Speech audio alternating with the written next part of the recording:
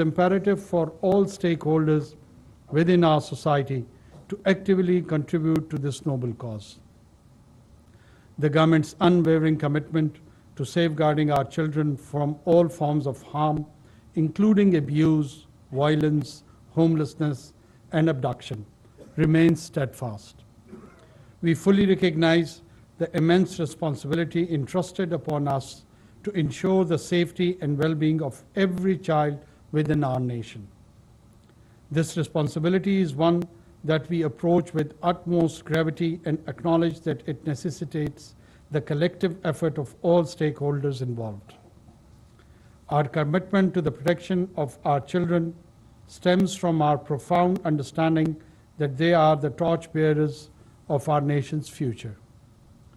Today, I extend my heartfelt congratulations to the Ministry of Human Rights and the Zainab Alert Response and Recovery Agency, Zara, for their unwavering commitment and tireless endeavors in spearheading this pivotal initiative. I am confident that this initiative will serve as an impregnable fortress safeguarding the precious children of Pakistan. The timely issuance of alerts pertaining to missing and abducted children will undoubtedly facilitate our dedicated law enforcement agencies in their relentless pursuit to swiftly recover these innocent souls. On this momentous day, we firmly believe that every child deserves a nurturing environment, access to quality education, health care, and the opportunity to develop their full potential. The Government of Pakistan remains steadfast in its dedication to upholding the United Nations Convention on the Rights of the Child, ensuring that the rights and well-being of our children are safeguarded at all times.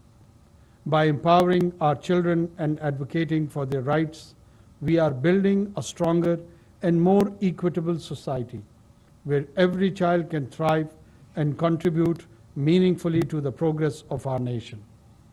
Thank you, distinguished guests, for your unwavering support and unwavering commitment to this noble cause. Well, along with this, which I had to narrate what was written, and it is one of the official commitments that you are supposed to do and say things in that role. But when I was thinking about this Universal Child's Day, the children of Gaza was coming to my mind. And the children of Gaza were coming to my mind, not intact children, not protected children. The children who have lost somewhere arms, somewhere legs, somewhere they have lost their heads, the corpses are left. And I'm just wondering what and how should we name them and name ourselves, that how we are witnessing to this children's Holocaust. I would term it as a child's Holocaust in that strip of Gaza by one of the powers which feels it's strong. Yes, the state of Israel has some military might on the basis of which it feels it's very strong. But every moment, every hour, they are proving to be dwarfs. They're minions. They're minions because of their conduct.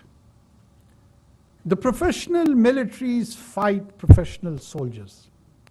The professional militaries do not kill unarmed children.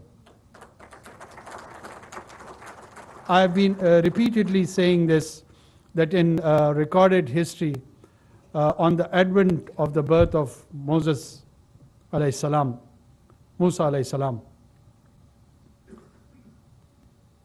reportedly the children of Bani Israel were killed by the order of pharaohs. And ironically, the people who claim to be the followers of Moses, after 2 millennia, they are following the footsteps of pharaohs rather than Moses. And that killing, senseless killing, is one of the biggest challenge, be it the Convention of Children Rights, Human Rights, Women Rights. You just multiply it with all the adjective and the nouns of all the rights. I think so United Nations is losing its sense of purpose. I think so the international community is losing its sense of calling itself responsible nations and governments. This appalling and atrocious act has to end. I would repeat it again, this children's Holocaust has to stop, and it has to stop now.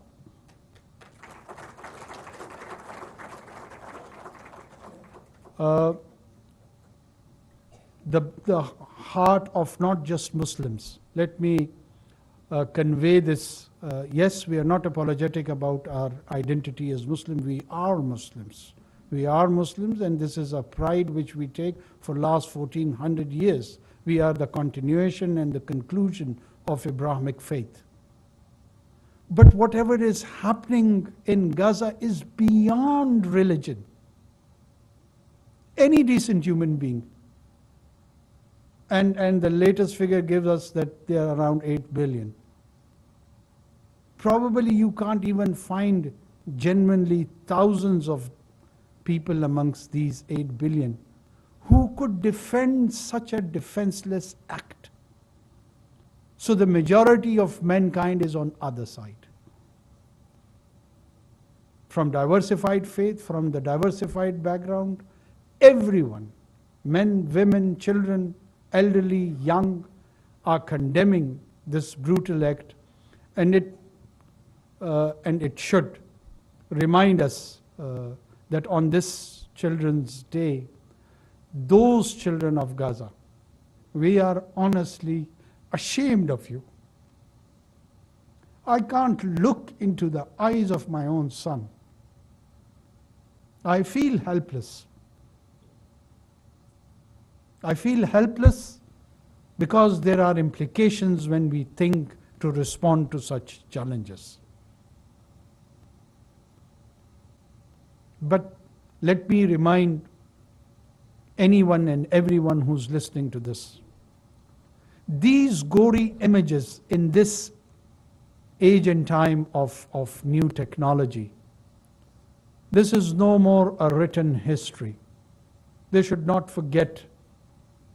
Now it has turned itself into pictorial history.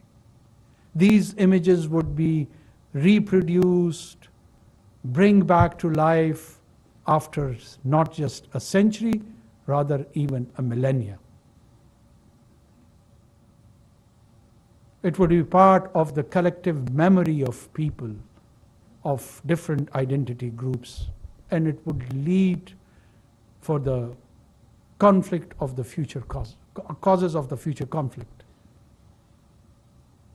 It will not resolve the conflict. It has given birth and giving birth to many more. Probably people are not responding now. Who can guarantee that this behavior will not radicalize within a decade, 2, 3, 5 century? Nobody can. All we pray, and we are trying, along with our global partners on the platform of OIC and others, to raise and pressurize the Western Hemisphere, led by particularly United States of America, that some sort of rationalization happens, some sort of sanity prevails, and immediately this war should come to an end, and the cessation of violence is an immediate target. This is not justice. This is a just immediate need and requirement. We are not saying that justice would establish when they would have a ceasefire. No, not at all.